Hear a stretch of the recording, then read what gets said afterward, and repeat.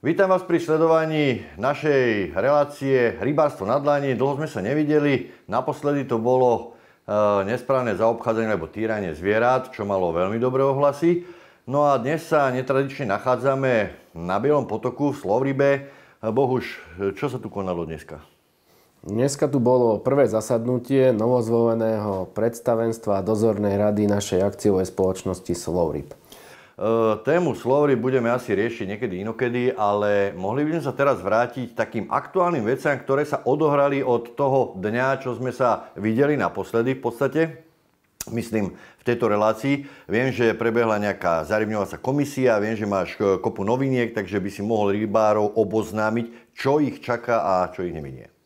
Ako určite je toho veľa. Od poslednej toho natočenia určite môžu naši sledovatelia vidieť, že prispievame na našu facebookovú stránku alebo na našu stránku Rady Žilina s rôznymi príspevkami, kde vlastne sme všade boli, či už sú to nejaké predstavovanie live projektu, či už je to, že sme organizovali konferenciu o klimatickej zmene, či už sú to účasti na rôznych fórach, alebo sú to proste účasti na rokovaniach, takže snažíme sa všetkých informovať.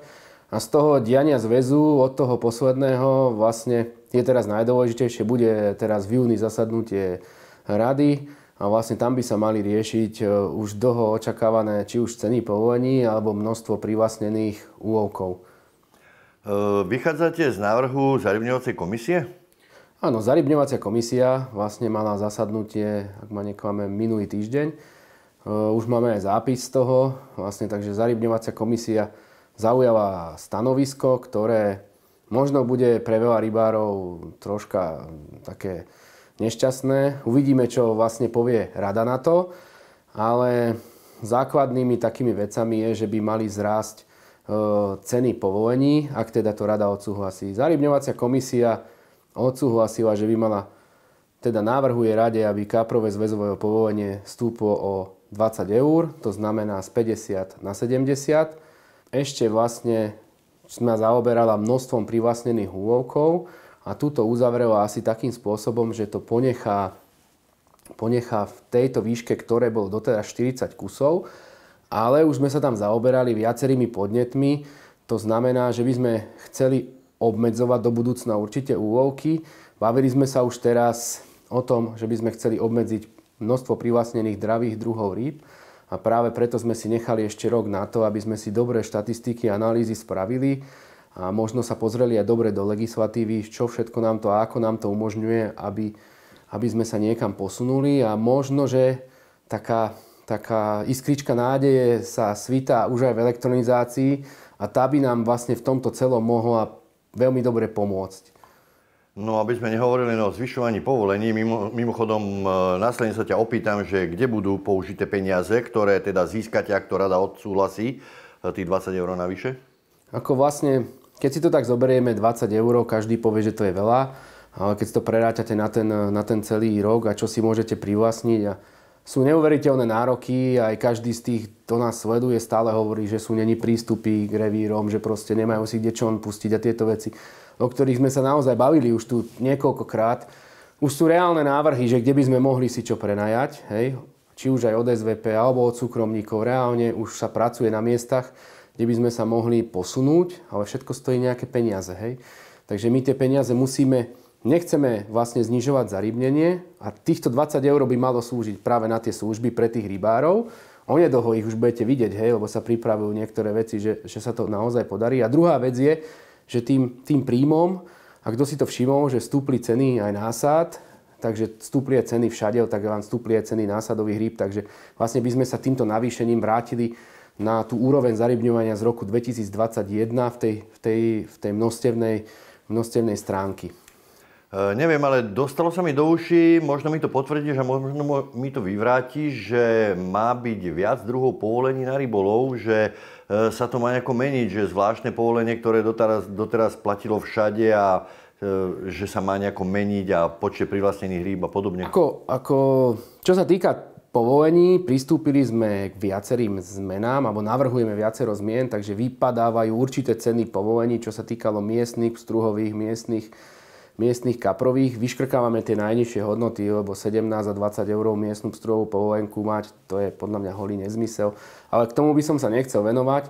Práve sme organizáciám umožnili, otvorili sme vrchnú hranicu miestnej povolenky, lebo niektoré organizácie, ktoré majú veľa revírov v prenajme, sa už blížia na strop hodnoty 100 eur. A práve nechceli by sme upravovať každoročne nejak tieto veci a teda sme umožnili aj vrchnú až do 150 eur, rozpätí 10 eur. A čo sa týka tej otázky, ktorú si povedal, tak sme navrhli teda, aby bolo prvýkrát v histórii zvláštne povolenie, ktoré bude sa vydávať v režime chyť a pusť a malo by mať hodnotu 400 eur a klasické zvláštne povolenie by malo mať hodnotu 600 eur. Je to určite novum, možno to, a myslím si, že viacerí rybári, športoví a moderní toto ocenia, tú povolenku chyť a pusť. Na druhej strane, rybári sa dožadujú napríklad aj takých vecí, ako je v zahraničí, že lov non-stop po celý rok, plus lov na 3 prúty. K tomu sa môžeš vyjadriť? K tomu sa není čo vyjadrovať. To je proste zákon a vyhláška, tá hovorí jednoznačne. Ale čo sa týka nás, my môžeme si vlastne robiť druhy, ceny, povolení, si všetko riešiť v rámci našich vnútorných smerníc, určuje to užívateľ. Je to, môžem to tak povedať, že nás tí rybári atakovali o tú povolenku. Ja, keď som bol na oddelení výroby pred 5 rokmi, sme sa tým už zaoberali vtedy. Možno ten čas nastal, aby sme ju spravili. Ja nehovorím, že bude. Hej. Rada 17.6. sa rozhodne hlasovaním, keď väčšina ľudí tento návrh podporí, tak ju budeme mať. Na tej komisii vlastne z 10 ľudí, ktorí sú v komisii, z toho 7 bolo prítomných, všetci 7 hlasovali za to, aby bola. Takže aj ja som hlasoval za to, aby bola.